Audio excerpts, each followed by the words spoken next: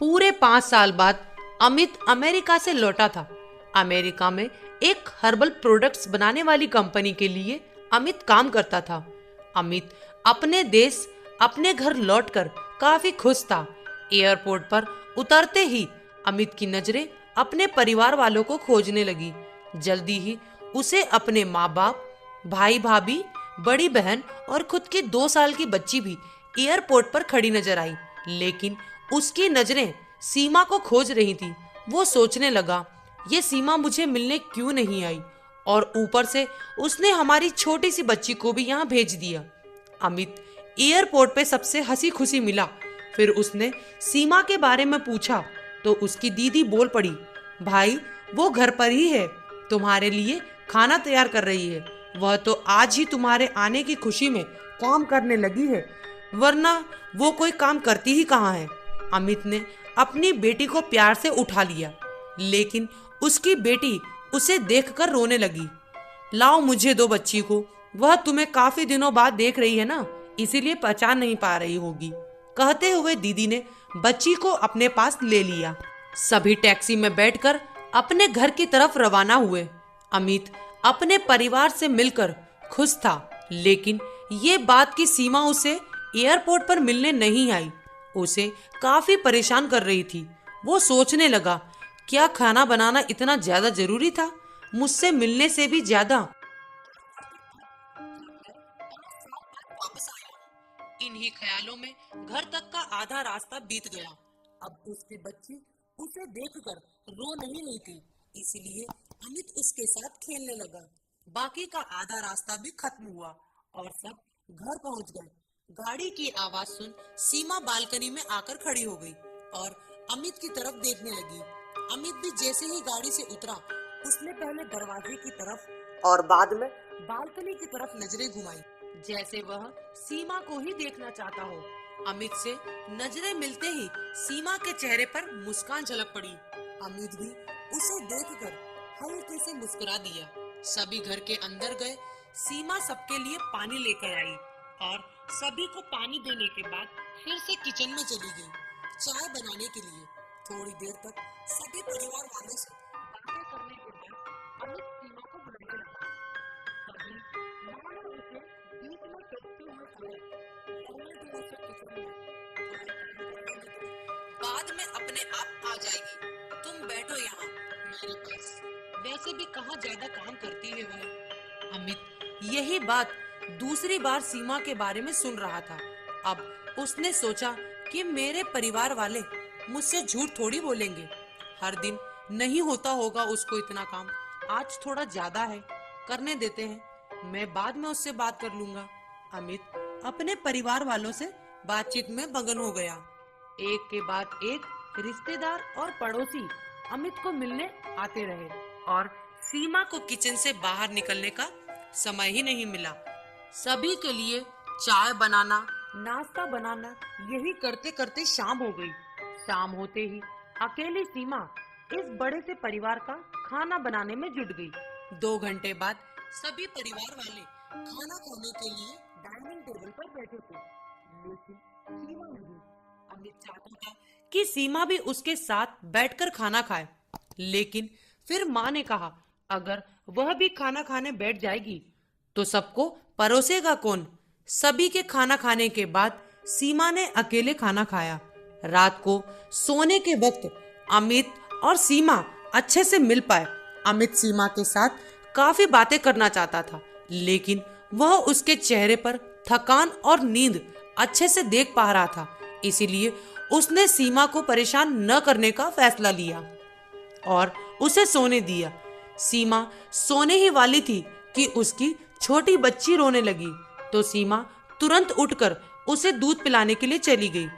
अमित कब सो गया उसे पता ही नहीं चला। जब सुबह बच्ची की रोने की आवाज आने लगी तो अमित उठा और सीमा को पुकारने लगा। जब सीमा पास नहीं दिखी तो उसने बच्ची को चुप कराया और फिर से सुला दिया।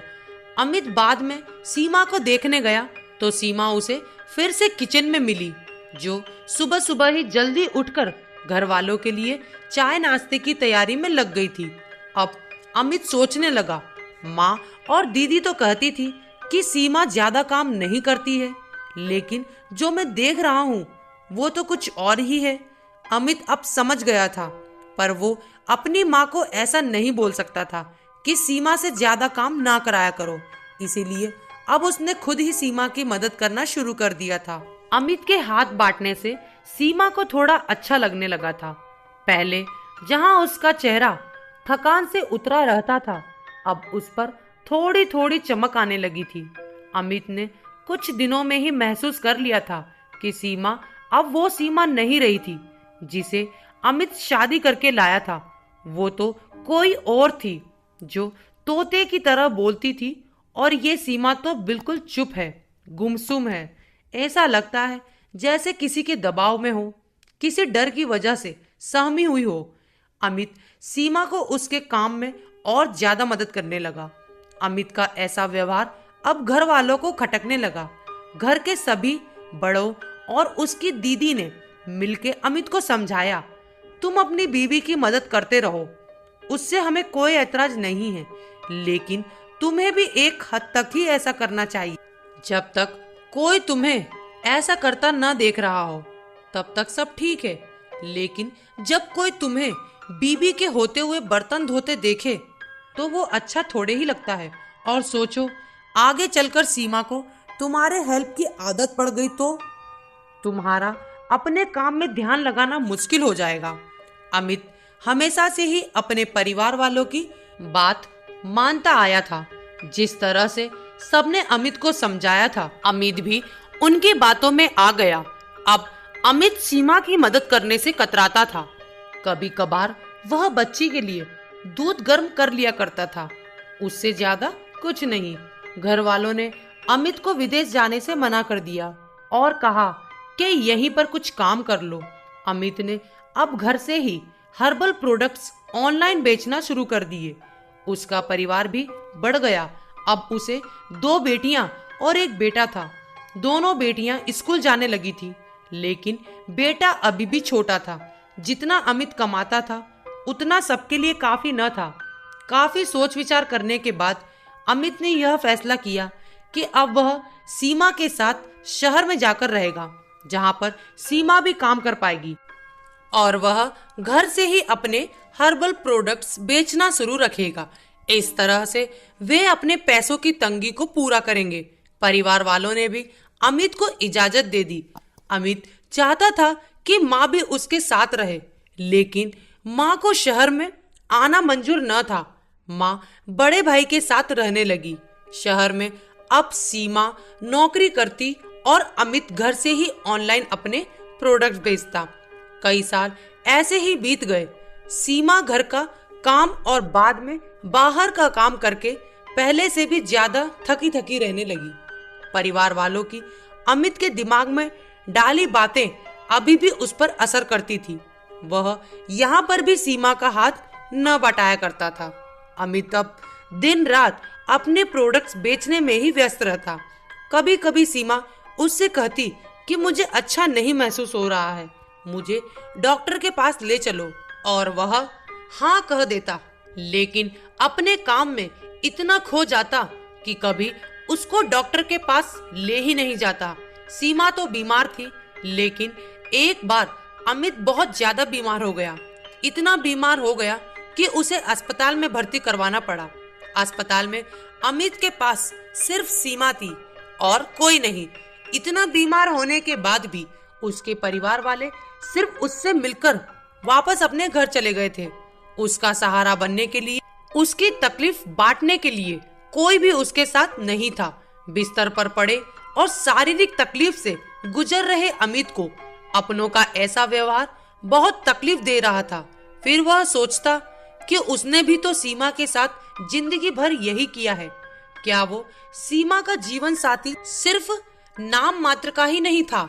जब साथ देने की बारी आती थी तो उसने दूसरों के बहकावे में आकर उससे किनारा कर लिया था। यहाँ तक कि सीमा के खुद अपने मुंह से कहने के बाद भी उसकी तकलीफ को वो नजरअंदाज करता आया था। अमित को अब अपना दर्द सीमा के दर्द के आगे मामूली सा लगने लगा। उसके दर्द को न बांटकर उसने बहुत बड़ा गुनाह किया हो, ऐसा उसे लगने लगा। पश्चाताप के आंसू अमित की आंखों से बहने लगे। उसने अपनी सारी गलतियों और गुनाहों के लिए सीमा से माफी मांगी। दोस्तों, जीवन साथी का मतलब होता है जीवन के हर उतार चढ़ाव में, जीवन के हर मोड़ में जो साथ दे। साथ होने और साथ देने में उतना ही फर्क होता है जितना सिर्फ वादा करने में और सचमुच वादा निभाने में होता है। तो दोस्तों, कहानी आपको कैसी लगी कमेंट बॉक्स में जरूर बताएं और लाइक करें, शेयर करें, सब्सक्राइब करना ना भूलें। Thank you.